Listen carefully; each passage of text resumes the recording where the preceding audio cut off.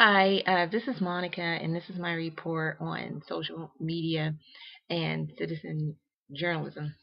Um, I am a journalist that was taught in traditional media, and I think that social media has disrupted that traditional pattern of how news was disseminated. And I see that as both a positive and a negative. Um, Traditionally, you had outlets like a Washington Post, um, New York Times, etc., um, network television, and that's where people got their news. And the news was filtered through the editors, the publishers, the um, managing editors, uh, producers, things like that. And so, what was news is what traditional media people in those positions told the public was news. With the way that social media has been able to disrupt that pattern and that flow, and people are now able to be publishers, as stated in Content Nation, by getting their own content out there and having it be um, kind of written specifically for people interested in particular subjects. For example, there's a blog on skydiving.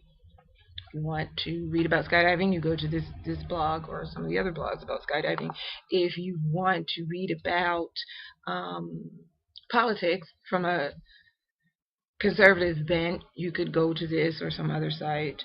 You could go, if you want a liberal bent, you could go to the Daily Cause. And so people don't have to um, get their news filtered through someone else. They don't have to filter through news that they don't necessarily want. Uh,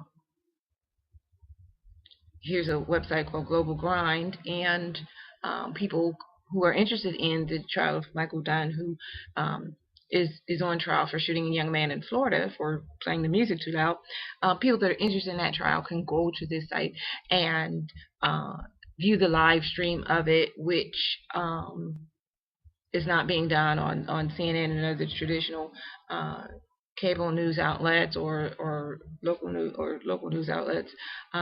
They can go and get the news here and tweet about it, uh, post it to Facebook, share it, their Google circles, etc. So I see that as a positive thing.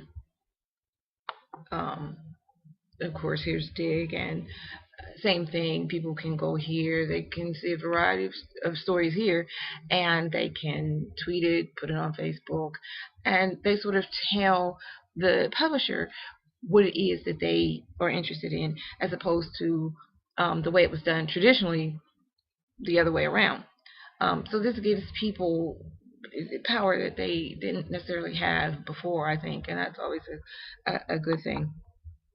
The problem that I have with social media, in a way, is the um, citizen journalism aspect, because uh, most of the time I think that the people aren't trained, they haven't gone to school for it, and not that that's necessary um, all the time, but it's good to have those um, journalism basics.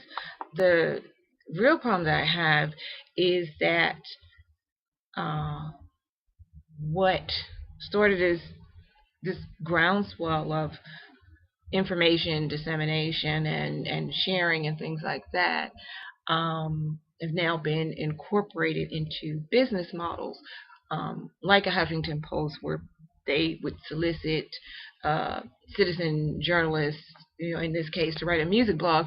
Well, they're not paying these people, but they are being this is a business for them, and so they are utilizing this free content to empower themselves as opposed to the people really being empowered, I think.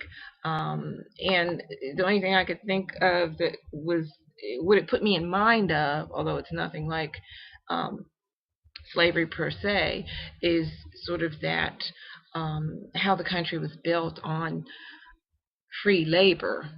And so sites like the Huffington Post are building themselves on this free labor that is being provided by these citizen um, journalists.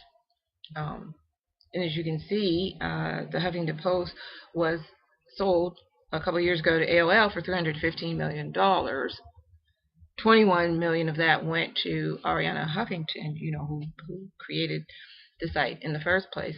And so that's what I have a problem with, of how that disruption kind of in the traditional way of I provide you a service and then you pay me. Well, as this is people providing content, not getting paid, but it still be part of a business model where someone is getting paid and receiving funds. So that's the issue that I had with that. Um, Another thing is just I love this tweet about how people, journalists, are using Twitter to um, just throw out little bits about what's going on in Sochi, whereas nobody's writing in-depth articles.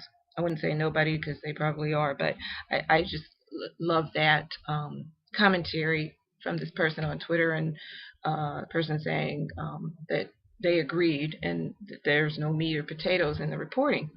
And so I guess that's another thing that I um, kind of long for in this whole disruption of how news is disseminated, and that you can't inform people thoroughly in 140 characters as much as I love Twitter. And so there has to be some meat and potatoes um, along, with the hors d'oeuvres that are Twitter.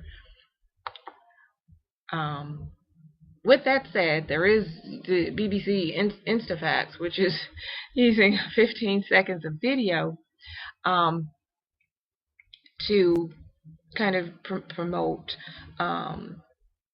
what is the big news stories for that day, and I guess leading to some more in-depth reporting, I hope, on that site. So um, that's my report, and I hope that someone's gotten something out of it. But thank you very much.